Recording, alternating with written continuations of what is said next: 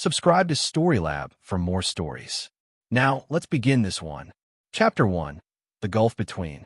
Austin Cahill stood on the observation deck of the Poseidon 7 oil platform, watching the sun bleed into the Gulf of Mexico. The wind carried the sharp scent of salt and petroleum, a combination that had become as familiar as breathing over his 5 years managing offshore operations. At 35, Austin had built a reputation as the guy who kept his head when things went sideways, whether it was a tropical storm bearing down or a critical equipment failure at 3 a.m. His satellite phone buzzed. A video call from home. Austin checked his watch, 7 p.m. their time. His 8-year-old son, Liam, should be finishing dinner. The connection was grainy, but Liam's face appeared on the screen. Something was off. The boy's smile seemed forced, his eyes darting to the side. "Hey, champ. How was school?" "Fine." Liam's voice was small. "Just fine? What about that science project you were excited about?" "It's okay, Dad. Mom says I need to go." Austin's instincts, honed through years of managing dangerous situations, prickled. "Where's your mom?" She's busy. "I gotta go, Dad. Love you." The call ended abruptly. Austin stared at the blank screen, then pulled up his contacts. He scrolled to Vivian Hancock, their neighbor for the past 3 years. Vivian was a retired schoolteacher in her 60s, sharp as a tack, who'd always looked out for Liam when Austin was away. "Everything okay with Liam?" He texted. 3 dots appeared, then disappeared. Then appeared again. "Call me when you can. It's important." Austin's jaw tightened. He had 2 more days on this rotation before his 3 weeks offshore were up. 2 more days before his scheduled flight home. He called Vivian immediately, moving to a quiet corner of the platform where the machinery noise was less intrusive. "Austin," Vivian answered, her voice cautious. "I wasn't sure if I should say anything, but there's been a man around your house a lot lately. When Darlene's there with Liam." "What kind of man?" "Late 20s, drives a black Dodge Charger. He's there most afternoons now, sometimes overnight." "Austin, I don't like the way he acts with Liam." The boy seemed scared. Austin's hand gripped the phone tighter. His marriage to Darlene had been strained for the past year. The distance, the time apart, her growing resentment about his job. But he convinced himself they could work through it. "For Liam, have you seen anything specific?" Austin asked, keeping his voice level despite the anger building in his chest. "Not exactly, but maybe I should keep a closer eye on things. Please. And Vivian, if anything happens, anything at all, you call me immediately. I don't care what time it is." After hanging up, Austin returned to his quarters. The room was utilitarian, a narrow bed, a desk, a small bathroom. Photos of Liam covered one wall. Liam as a toddler, Liam's first day of school, Liam holding up a fish they'd caught on Austin's last leave. There was one photo of Darlene from their wedding 7 years ago. She'd been 23, beautiful and vibrant, full of dreams about their future together. Austin had just gotten the offshore job, triple his previous salary as a construction manager. The plan was simple. He'd work the rig for 5 years, save aggressively, then transition to a desk job. They'd buy a house, give Liam siblings, build the life they'd always wanted. But somewhere along the way, Darlene had stopped believing in the plan. The resentment crept in, call by call, visit by visit. She'd say things like, "Must be nice to escape to the middle of the ocean while I deal with everything here." Austin would try to explain that 15-hour days in one of the most dangerous jobs in America wasn't exactly an escape, but the words never seemed to land. He tried to quit twice. Both times, Darlene had talked him out of it. "We need the money," she'd say. "Just 1 more year." Now, staring at that wedding photo, Austin wondered if he'd been a fool. His phone buzzed again. A text from Colin Sampson, one of his oldest friends from their Marine Corps days. Colin had left the service the same time as Austin, both of them looking for careers that paid better than military salaries. "You coming to Mitchell's wedding next month?" He's finally making an honest woman out of Jody. Austin smiled despite his worry. Mitchell Base was another former Marine, now a private investigator in Houston. Jody was good people. She'd keep Mitchell in line. "Wouldn't miss it," Austin texted back. He didn't mention his concerns about home. Not yet, but something told him he might need his brothers sooner than a wedding. Outside, the Gulf stretched endlessly in all directions, beautiful and isolating. 48 more hours. Austin told himself everything would be fine. He'd get home, sit down with Darlene, figure out what was really going on. But deep in his gut, he knew something was very, very wrong. Chapter 2. Cracks in the Foundation. 7 years earlier, Austin met Darlene McKee at a friend's barbecue in Houston. She was studying communications at community college, working part-time at a mall boutique. Austin had just finished his construction management degree and landed a job with a mid-sized firm. He was 28, she was 21, and when she laughed at his terrible jokes, he was hooked. Their courtship was fast. 6 months later, Austin proposed at the same barbecue where they'd met. Darlene said yes before he finished asking. They were married in a small ceremony 3 months after that, with Colin and Mitchell standing as Austin's groomsmen. Liam came along 2 years later, and for a while, everything was perfect. Austin worked long hours, but he was home every night. They had a small apartment, tight finances, but they were happy. Liam was the center of their world. Then Austin's construction company went under. The economy tanked, projects dried up, and suddenly he was scrambling for work. That's when Mitchell mentioned the offshore oil jobs. Pays double what you're making now, Mitchell had said over beers. 3 weeks on, 3 weeks off. Tough schedule, but the money's incredible. Austin discussed it with Darlene that night.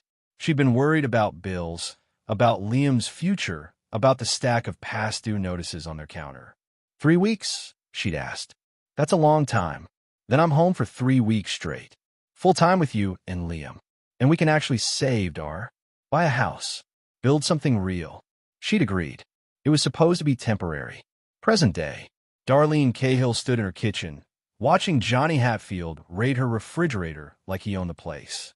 6 weeks ago, she'd met him at the grocery store where she worked as a shift supervisor. He'd been charming, attentive, exciting. Everything Austin hadn't been in years. The affair started with coffee, then lunch, then afternoons at his apartment while Liam was at school. Darlene told herself she deserved this, deserved to feel wanted, to not be alone, to have someone who was actually there. She hadn't planned for Johnny to insert himself so completely into her life, but he had a way of making himself indispensable. He'd pick Liam up from school when she worked late. He'd come over for dinner. He'd started staying overnight, even when Austin was just a week away from returning home. Liam's being a little brat again, Johnny said, cracking open a beer. Kid needs to learn some respect. Darlene felt a flicker of unease. Liam had been different lately, quieter, more withdrawn. He told her twice that he didn't like Johnny, that Johnny was mean when she wasn't around. But Johnny said Liam was just adjusting, that boys needed a firm hand. He's 8 years old, Johnny. He's just adjusting. He's a spoiled brat because Austin's gone all the time and you let him get away with everything. Johnny took a long drink. Kid called me a name yesterday. I'm not putting up with that in my own house.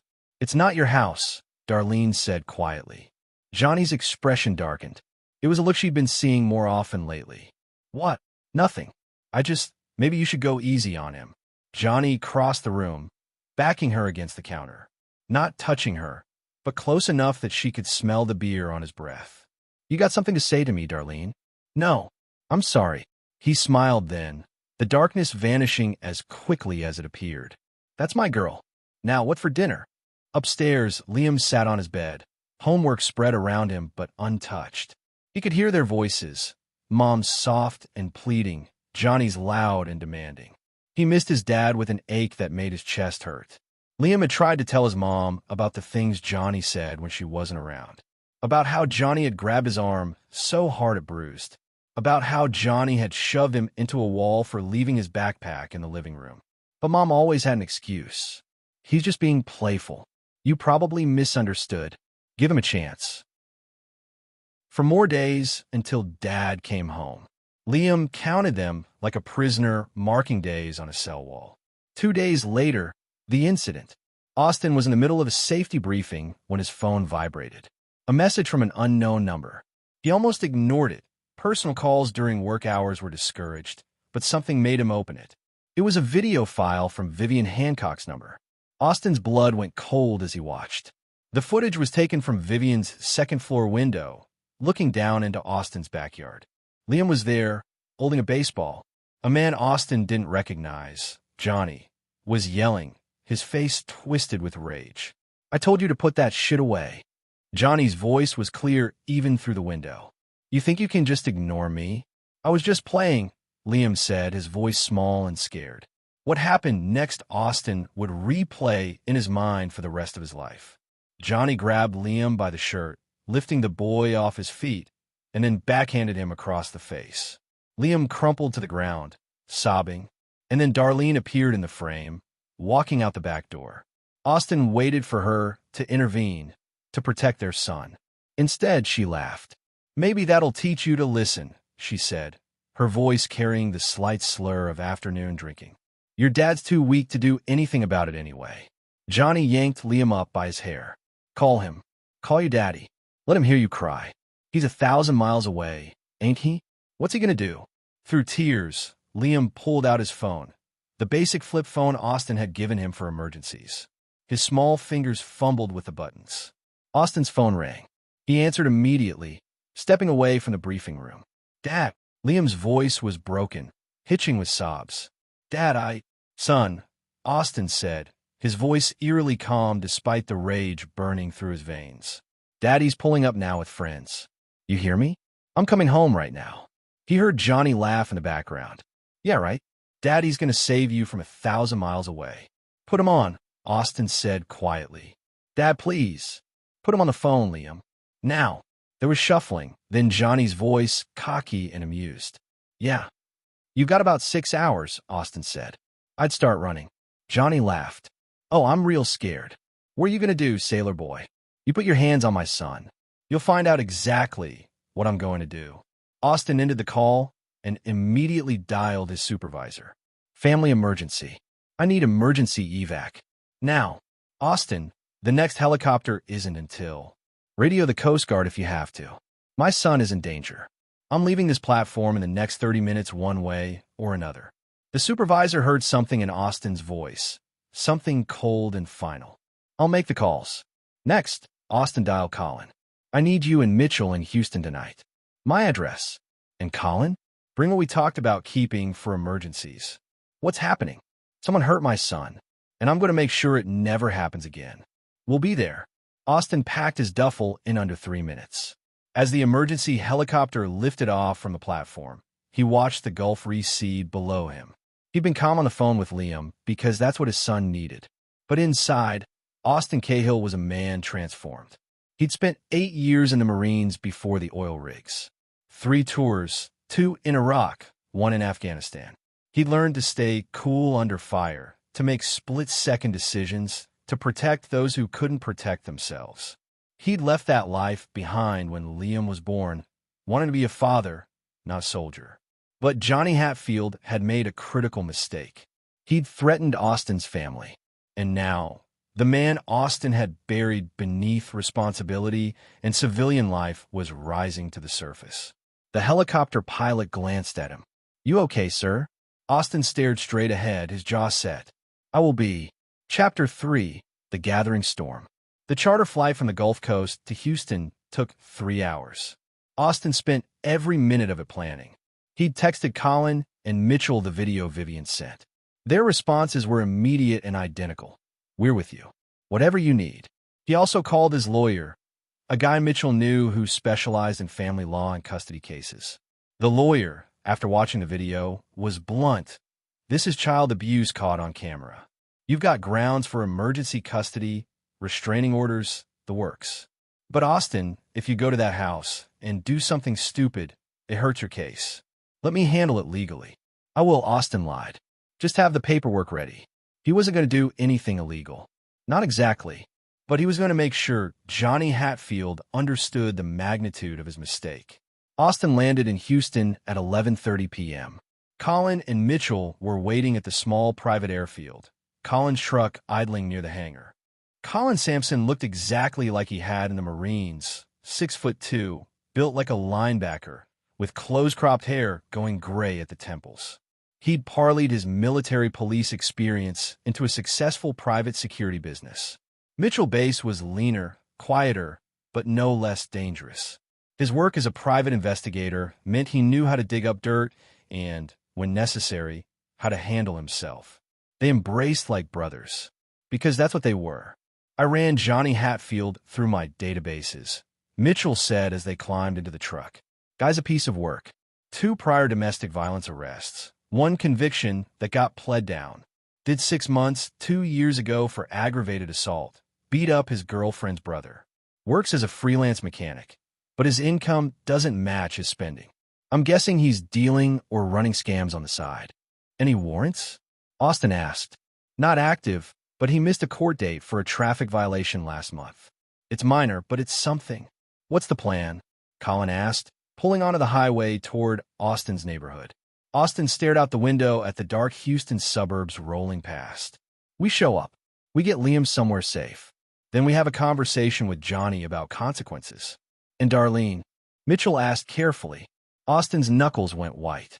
His wife, the woman he'd loved for 7 years, the mother of his child, had stood there laughing while their son got hit. That betrayal cut deeper than anything Johnny had done. Darlene made her choice. Right now, I focus on Liam. The rest, we'll figure out. They pulled up to Austin's house at 12:47 a.m. It was a modest 3-bedroom in a working-class neighborhood, nothing fancy, but it had a yard and good schools. Austin had been proud of this house when they bought it 4 years ago. Now it felt tainted.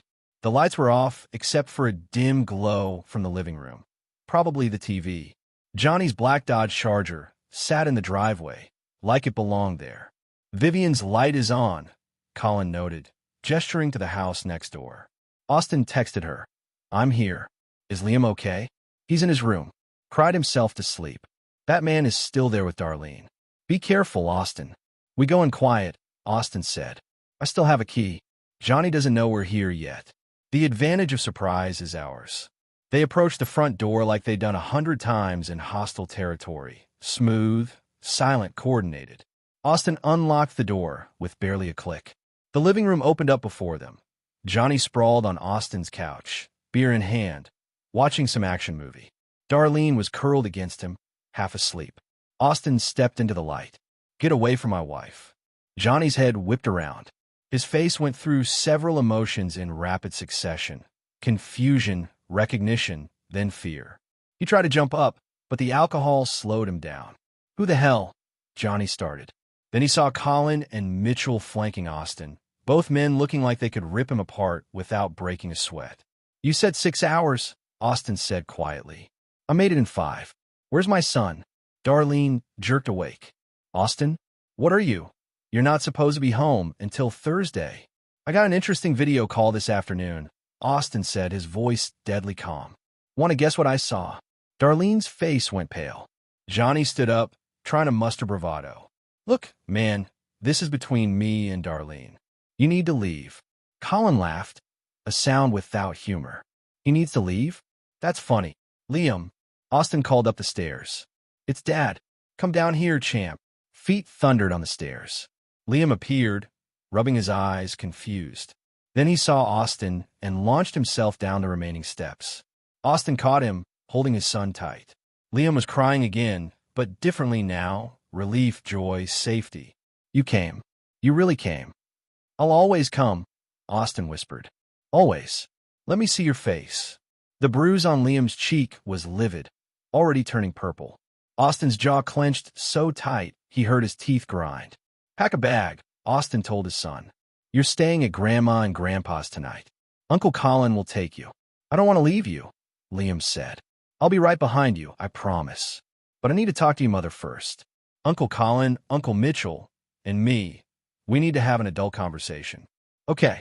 Liam looked at Johnny, then back at his father. Understanding passed between them. Okay, Dad. While Liam ran upstairs, Austin finally looked at Darlene. Really looked at her. She was wearing one of Johnny's shirts. There were wine bottles on the coffee table, cigarettes in an ashtray. She'd never smoked before. How long? He asked.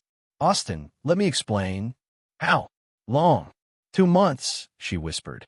2 months. Austin had been working himself to exhaustion on that platform, sending every paycheck home, thinking about his family every single day. And for 2 months, his wife had been playing house with a convicted abuser. And you let him hit our son. It wasn't. I didn't think he'd. You stood there and laughed, Austin said. His voice never rose, but somehow that made it more terrifying. You told Liam I was too weak to do anything about it. She's drunk, Johnny interjected. She didn't mean. I'm not talking to you, Austin said, not even looking at him. Colin, once Liam's packed, take him to my parents. Mitchell, I need you to witness what happens next. Record it if necessary. Austin, what are you going to do?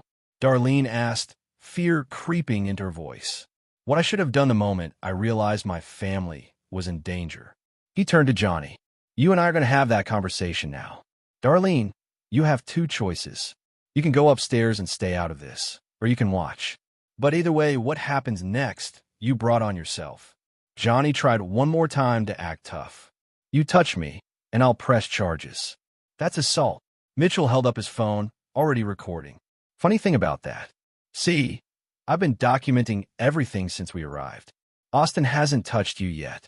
But if he does, well, I've got video evidence of you hitting an 8-year-old boy. Self-defense laws get real murky when child abusers are involved, especially when said child abuser is trespassing in someone else's home. I'm not trespassing. Darlene invited me. Darlene doesn't own this house, Austin said. I do. It's in my name alone. Always has been. You want to check the deed? The color drained from Johnny's face. He finally understood. He'd walked into a trap, and the man he'd mocked as weak and distant was anything but. Colin came down the stairs with Liam and his overnight bag. Ready, little man? Liam hugged Austin one more time. Love you, Dad. Love you too, champ. I'll see you tomorrow. We'll get ice cream.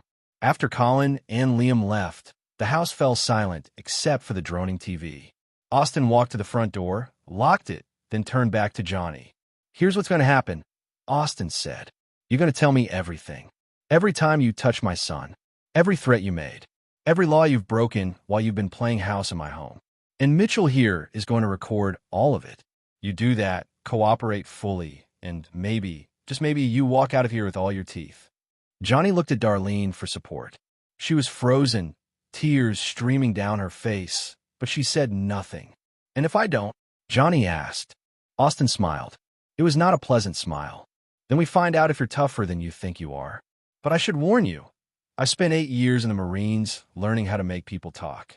I'm very, very good at it. Johnny's bladder, already stressed from fear and alcohol, gave up. A dark stain spread across his jeans. Mitchell chuckled.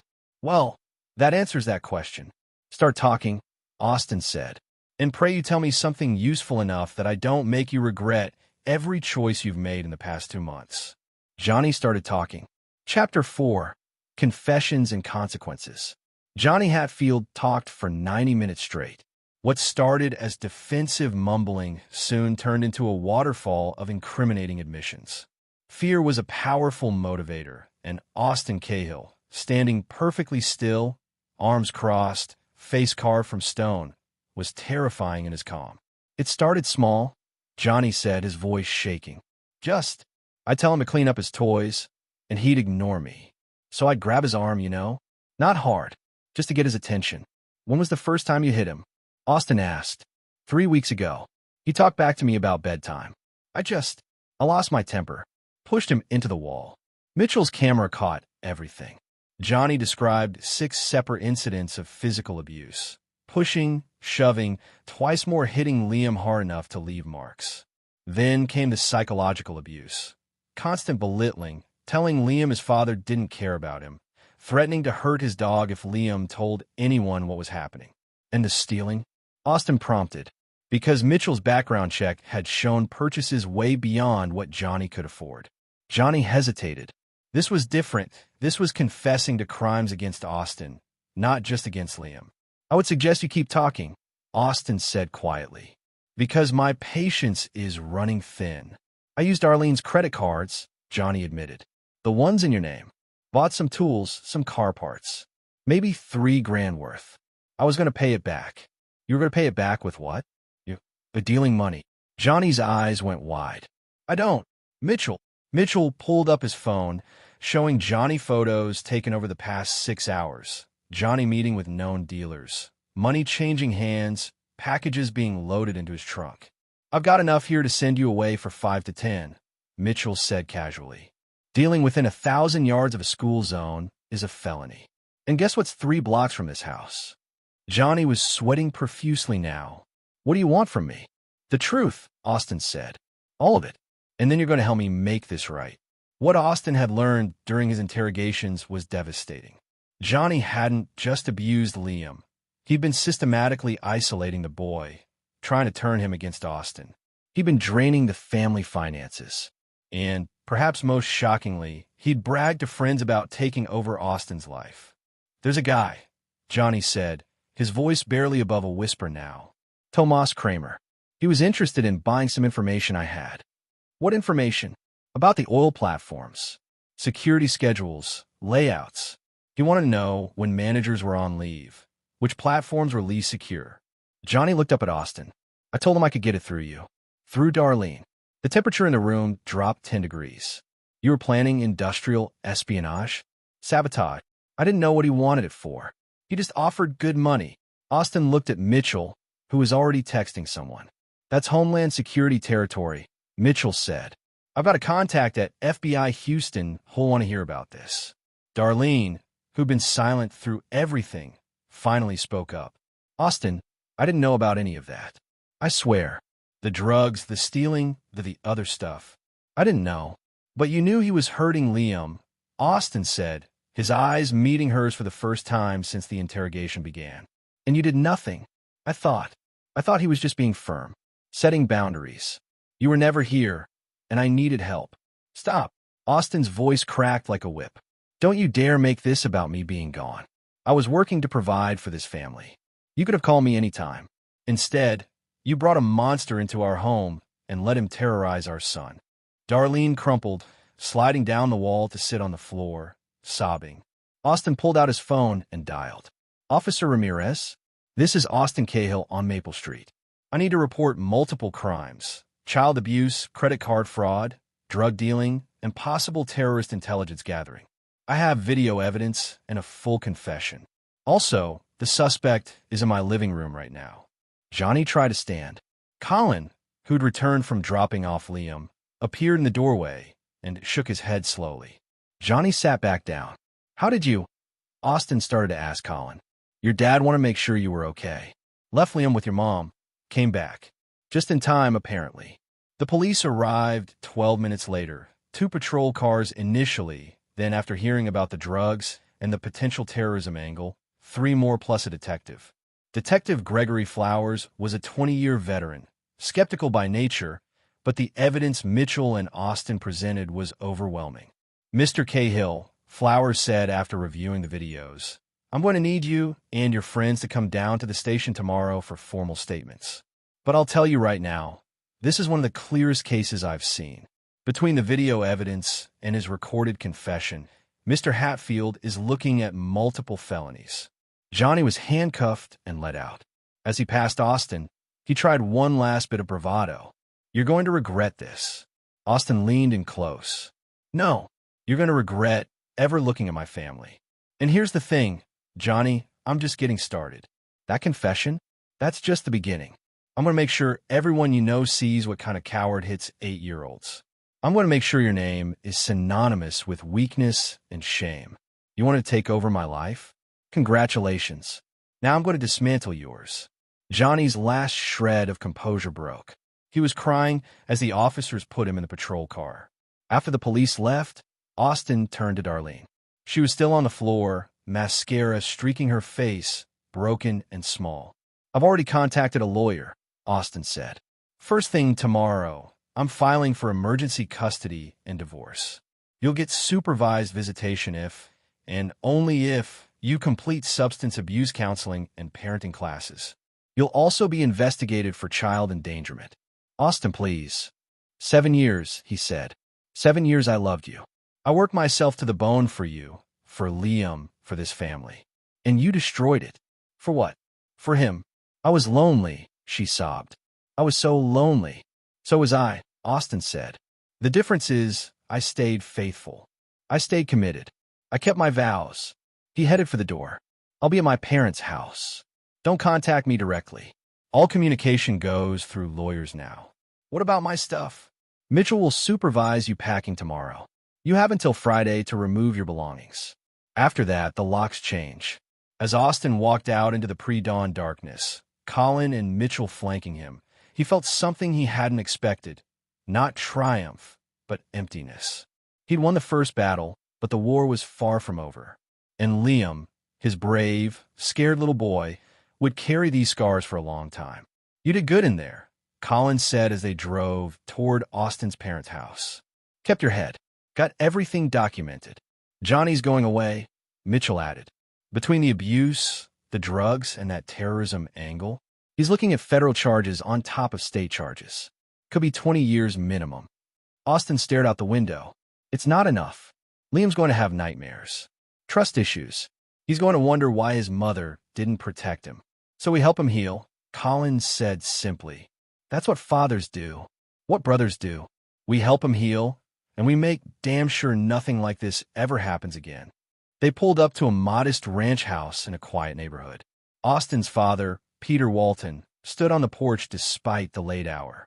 Peter was 68, a retired firefighter, tough as nails.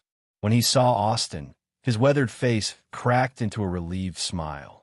Liam's asleep in your old room, Peter said as Austin approached. Cried for about an hour, then exhausted himself. Your mother's with him. Austin hugged his father, something he hadn't done since he was a teenager. Thanks, Dad. That man who hurt my grandson, he in custody? He is. Good, because I was about 5 minutes from going over there myself. Peter looked at Colin and Mitchell. You boys want coffee? I figure nobody's sleeping tonight anyway. They sat around Peter's kitchen table, drinking strong coffee and talking strategy. Austin's mother, Vivian, his mother was Kathy. Vivian was the neighbor. Kathy Walton emerged from the bedroom around 4 a.m., still in her bathrobe. He's sleeping peacefully now, she said, kissing Austin's head. My brave boy. Both of you. I failed him, Mom, Austin said quietly. I should have seen this coming. No, Kathy said firmly. You trusted your wife. That's not failure. That's love. She failed you both. But you're here now, and you're fighting for him. That's what matters. As the sun rose over Houston, Austin made a list of everything that needed to happen. Custody hearing, divorce proceedings, changing all the locks, reviewing finances, securing his work credentials, talking to Liam's school and counselor. The list was daunting, but Austin Cahill had managed offshore oil platforms in Category 3 hurricanes. He'd led Marines through combat zones. He could handle this. His phone buzzed. A text from Vivian Hancock, his neighbor. I've been documenting everything for weeks. Times, dates, photos. If you need it for court, it's yours. That boy deserves better. Austin texted back his thanks, then added her to his witness list. Around him, his family and brothers made their own calls, pulled their own strings, activated their own networks. Colin knew a child psychologist. Mitchell knew judges and social workers. Peter knew everyone in the neighborhood who might serve as character witnesses. By the time Liam woke up at 8 a.m., Austin had the foundation of a plan, not just to protect his son, but to ensure justice was served so thoroughly that Johnny Hatfield would regret ever hearing the name Cahill. Liam appeared in the kitchen doorway, small and uncertain. When he saw Austin, his face lit up. You're really here, Liam said. I thought maybe I dreamed it. Austin scooped him up, holding his son close. I'm here. I'm not leaving again. Never like before. Promise. I promise. How about that ice cream I mentioned? For the first time in what felt like forever, Liam smiled. A real, genuine smile. As they headed out for breakfast, Austin's phone rang. Detective Flowers. Mr. Cahill, we ran Johnny Hatfield's name through the system more thoroughly. Turns out there's a lot more to him than we initially thought. You have time to come down to the station today? There's something you need to see. I'll be there this afternoon. Good. Because what we found, this is bigger than child abuse. A lot bigger. Austin hung up, his expression grim. Whatever Detective Flowers had discovered, it was going to change everything. But right now, his son needed breakfast and reassurance. The rest could wait. For a few hours, at least. Chapter 5. The Web Unravels. Austin sat in Detective Flowers' office at the Houston Police Department, Liam safely with his parents and Mitchell by his side as both friend and professional investigator. The detective slid a thick folder across the desk. When we arrested Johnny Hatfield, we searched his apartment and vehicle. Flowers began. What we found connects him to 3 other ongoing investigations, all of them serious. Austin opened the folder. Inside were surveillance photos, financial records, and incident reports. Johnny wasn't just an abusive boyfriend and small-time dealer.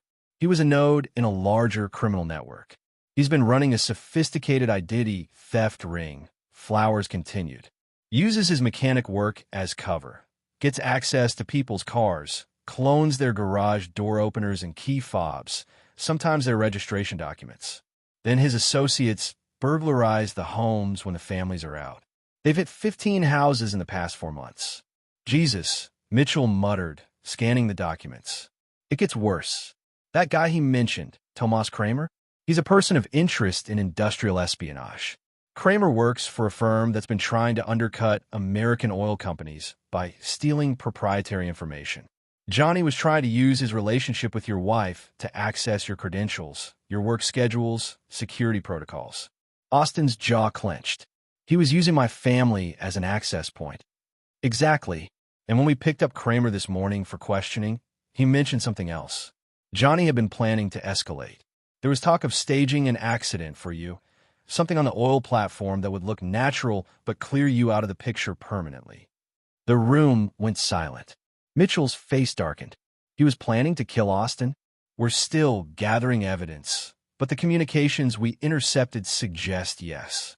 Get rid of the husband, console the widow, take over completely. Johnny had massive gambling debts, over $60,000 owed to some very bad people. Your life insurance policy would have solved that problem. Austin felt ice in his veins. He'd spent 2 months worried about his marriage while Johnny Hatfield was literally planning his murder. What about Darlene? Was she involved? Flowers shook his head. From what we can tell, no. She was a victim too, in her way. Johnny targeted her specifically because she was vulnerable, isolated, resentful, lonely. Classic predator behavior. But she wasn't part of the criminal enterprise. That doesn't excuse what she did to Liam, Austin said flatly. No, it doesn't. Child Protective Services is opening an investigation. She'll face consequences. Flowers pulled out another document. Here's where it gets interesting for you.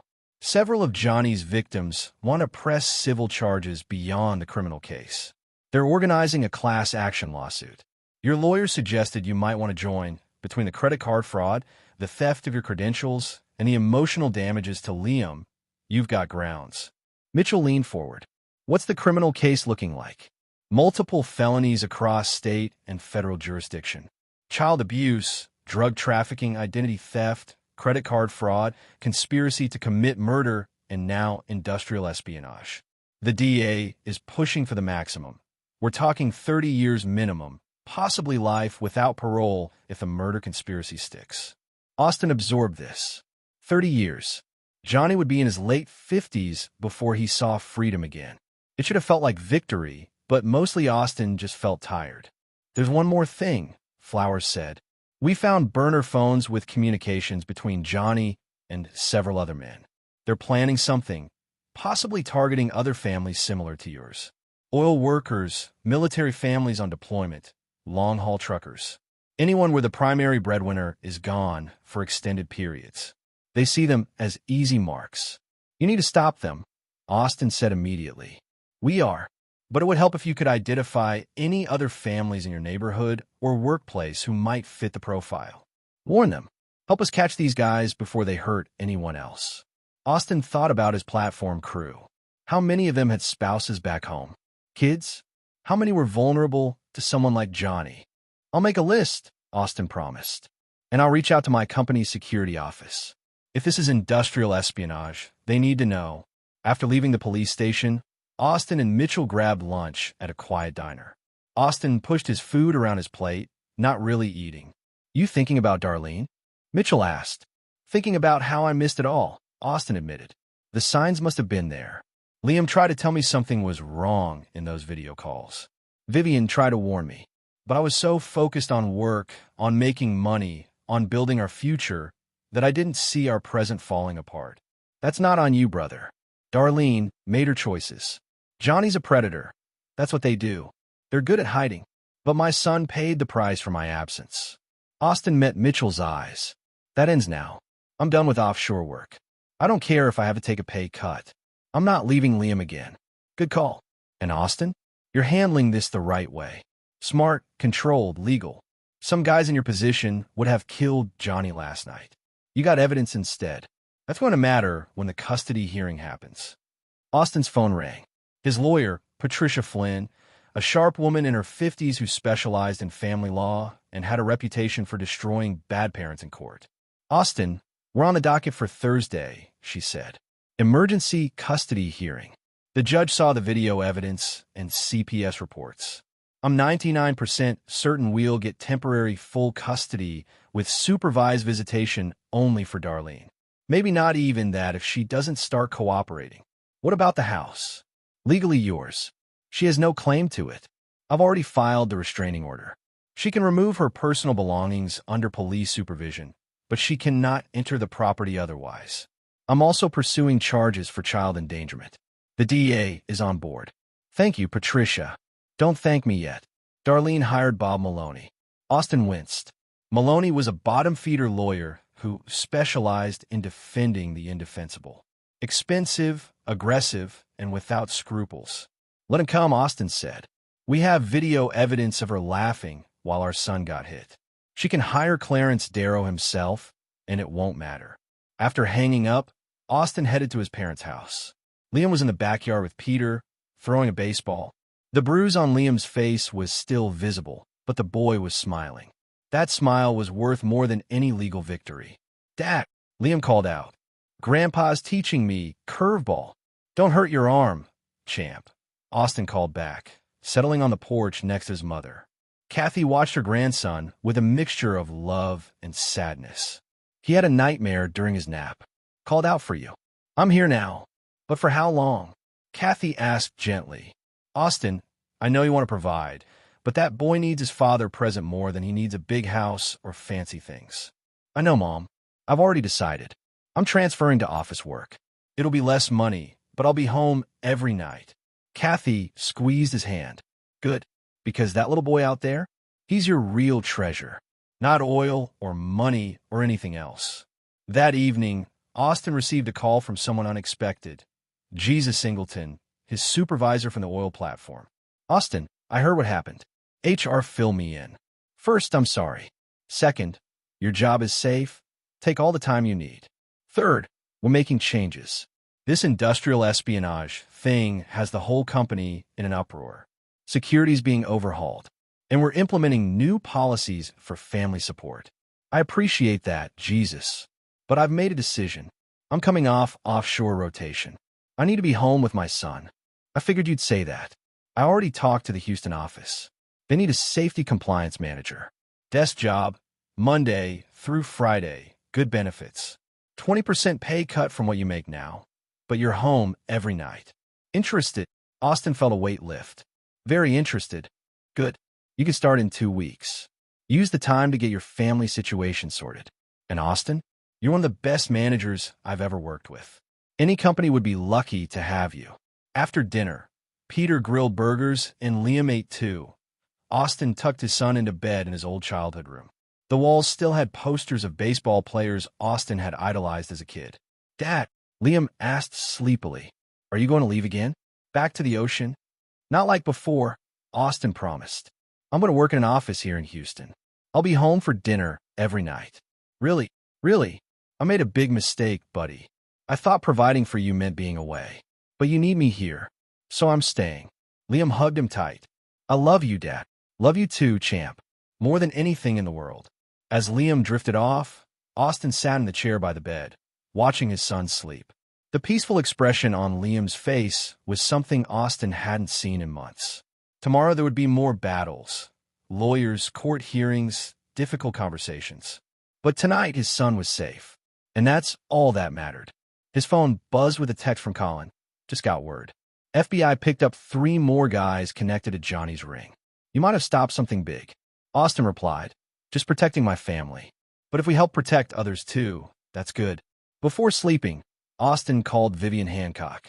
Thank you, he said simply, for watching out for Liam, for sending that video. You probably saved his life. That sweet boy deserved better than what he was getting, Vivian said. I'm just glad you came home when you did. Some men wouldn't have. Any man who wouldn't protect his child isn't much of a man.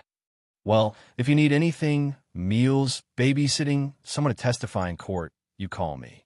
I mean it. Austin smiled. Actually, there's one thing. When this is all over, Liam and I would like to take you to dinner. To thank you properly. I'd like that very much. As Austin finally laid down on his parents' couch, Liam had his old bedroom. He thought about the past 72 hours. He'd gone from a video call on an oil rig to dismantling a criminal enterprise. His marriage was over. His life was completely changed. But Liam was safe. And in the end, that's all that really mattered. Though Austin knew this wasn't finished. Not by a long shot. Johnny Hatfield had allies, debts, and connections. And men like that didn't go down quietly. Austin would be ready. Chapter 6. Foundations of Justice. The custody hearing on Thursday was mercifully brief. Judge Miranda Grimes reviewed the evidence. Video recordings, Johnny's confession, police reports, CPS evaluations, and Vivian Hancock's detailed witness statement. And her face hardened with every page. Mrs. Cahill, Judge Grimes said, looking directly at Darlene, I've been on the bench for 15 years.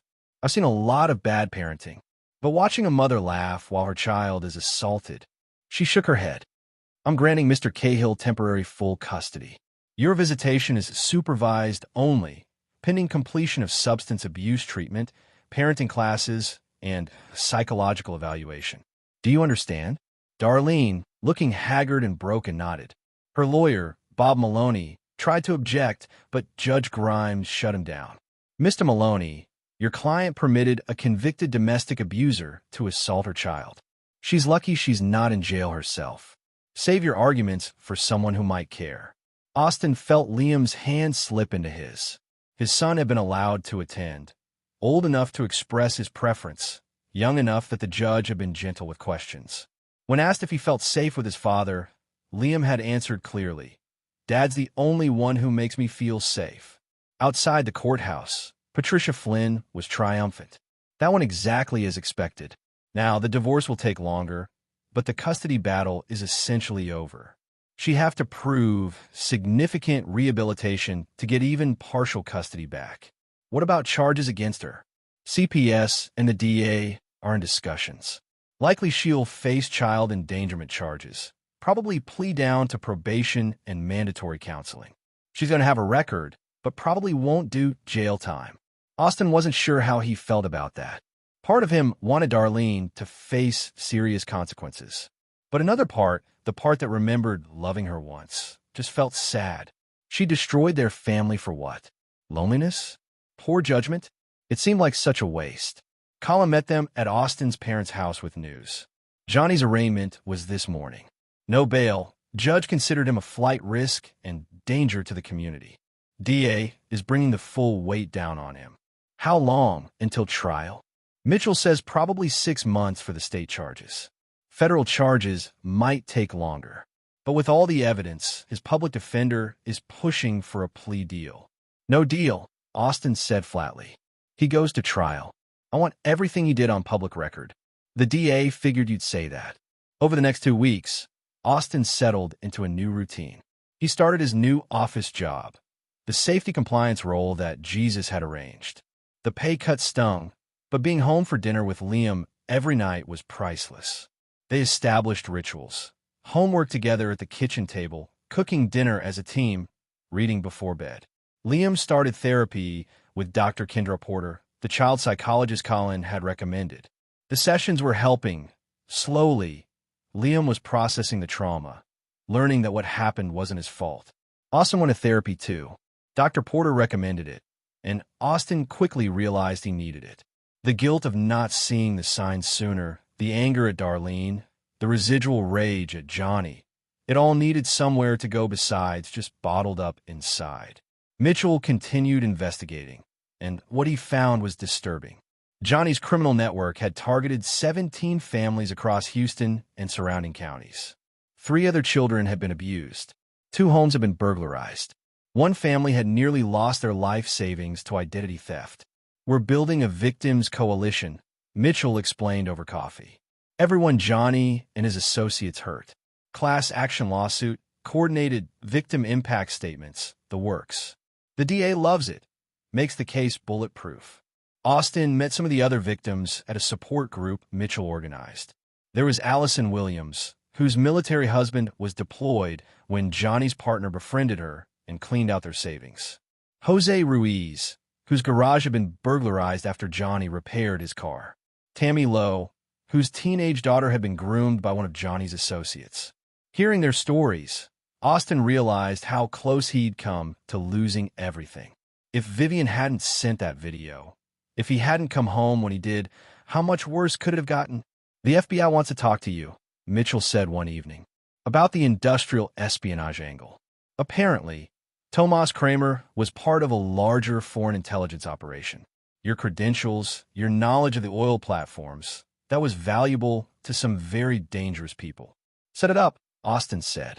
Whatever helps put these guys away. The FBI interview lasted 3 hours.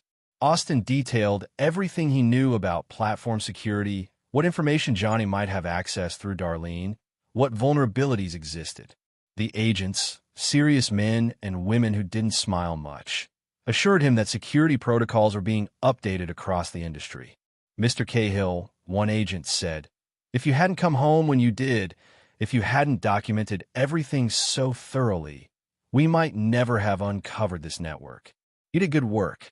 I just protected my family. Sometimes that's enough to change everything." 6 weeks after the initial arrest, Johnny Hatfield's legal team approached the DA with a plea deal. Guilty plea on all state charges in exchange for concurrent sentencing and testimony against Tomas Kramer and the larger network. The DA called Austin. "It's your call. With your testimony, we'd win at trial anyway. But the plea deal guarantees 25 years. With his record, he won't get parole, and his testimony could take down bigger fish." Austin thought about it. A trial would mean Liam testifying, reliving everything. It would mean months of delays, continued stress, constant reminders of the worst period of their lives. What does Liam's therapist say? Dr. Porter thinks avoiding trial would be better for Liam's recovery. Less re-traumatization. Then take the deal. But I want to give a victim impact statement. And I want to be there when he's sentenced. Done. The sentencing hearing was scheduled for a Monday morning in November. Austin took the day off work. His parents watched Liam. No need for the boy to be there. But Colin and Mitchell accompanied Austin, along with several other victims. Johnny Hatfield looked different. Prison had stripped away his swagger. He was thinner, paler, his eyes downcast. When he entered the courtroom in shackles, he didn't even look up at the gallery. One by one, victims gave their statements. Allison Williams described how her marriage nearly fell apart because of the financial devastation. Jose Ruiz talked about no longer trusting anyone who works on his vehicles. Tammy Lowe described her daughter's nightmares and trust issues. Then it was Austin's turn. He stood, walking to the podium. He'd prepared notes, but didn't need them. "Your Honor, my name is Austin Cahill. Johnny Hatfield assaulted my 8-year-old son. He manipulated my wife. He tried to steal my identity, my career, possibly my life. But more than that, he stole my son's sense of safety. Liam now has nightmares. He has anxiety. He struggles to trust anyone outside our immediate family. I'm a father. My job is to protect my child.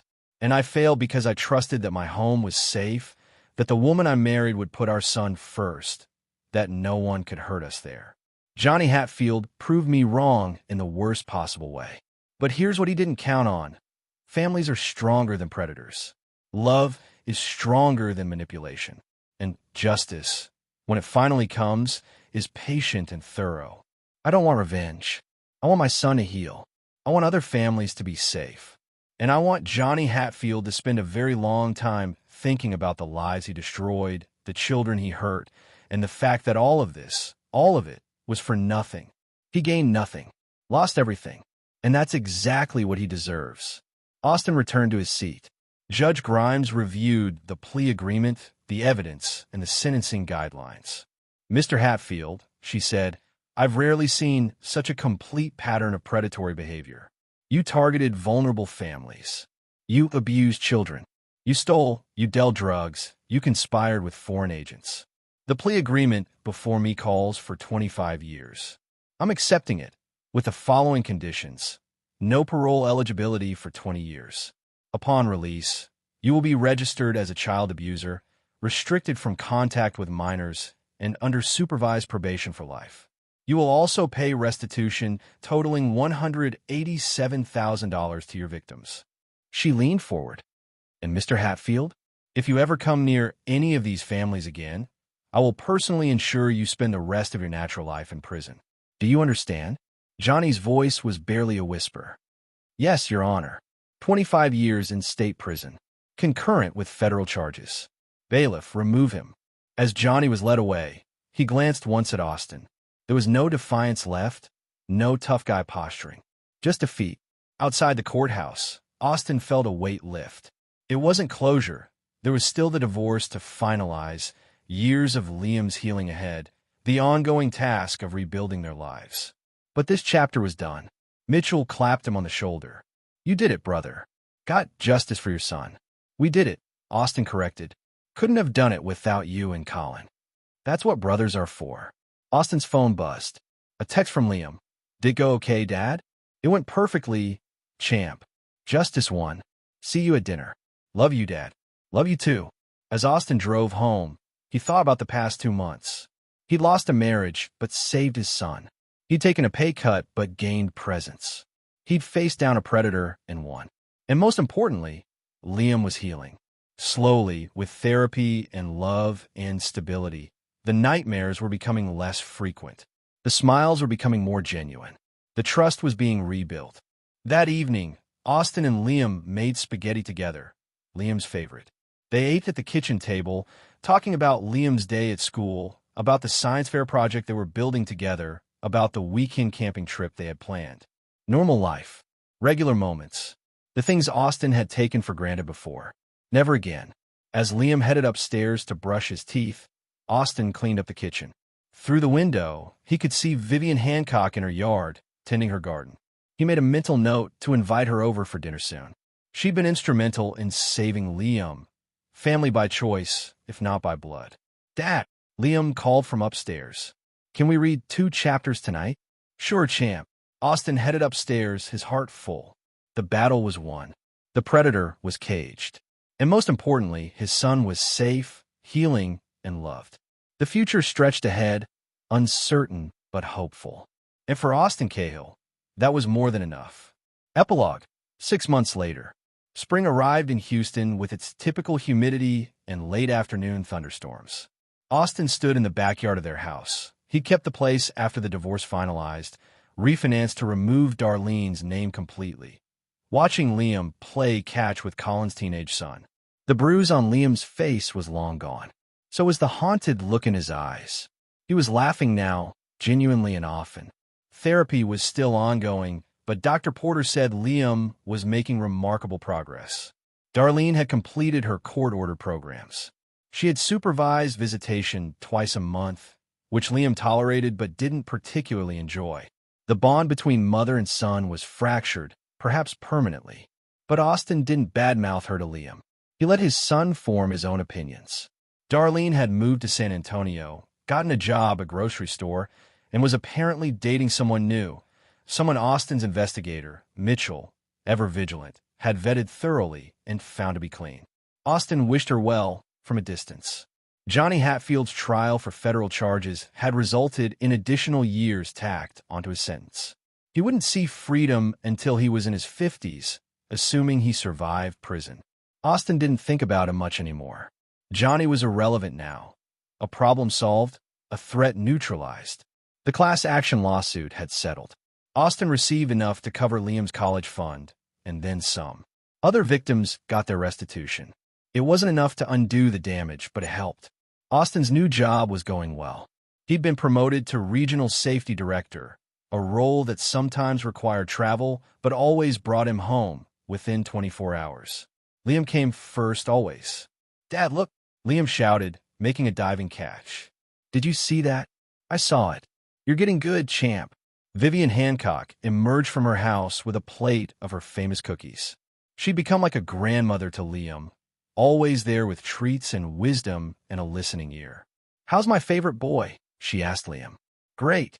Dad says we can go camping next weekend." "Well, you'll have to tell me all about it when you get back." As the sun set, painting the sky in shades of orange and pink, Austin felt something he hadn't felt in a long time. Peace. Not perfect. There were still challenges, still difficult days when Liam had nightmares or questions about why his mom had failed him. But they were healing together, building a new life on the ruins of the old one. Mitchell stopped by with groceries for a cookout. Colin arrived with his family. Even Jesus, Austin's boss, dropped in with his wife. The backyard filled with laughter and conversation, with the smell of grilling meat and the sound of children playing. This was family. Not just blood, but bonds forged through shared struggle and unwavering support. As Austin flipped burgers, Liam came up and hugged him from behind. "You okay, champ?" Austin asked. "Yeah, just wanted to say thanks." "For what?" "For coming home. For keeping your promise. For everything." Austin turned, kneeling to look Liam in the eye. "Buddy, you never have to thank me for that. You're my son, protecting you, loving you, being here for you. That's not something you thank me for. That's just what fathers do." Liam nodded, smiling. Then he ran off to join the other kids. Austin watched him go, this resilient little boy who'd survived so much. Liam would be okay. They would be okay. The worst was behind them. And if any threat ever came for his family again, Austin Cahill would be ready. Always vigilant, always protecting, always there. Because that's what real fathers do. This is where our story comes to an end. Share your thoughts in the comments section. Thanks for your precious time. If you enjoyed this story, then please make sure you subscribe to this channel. That would help me a lot. Click on the video you see on the screen, and I will see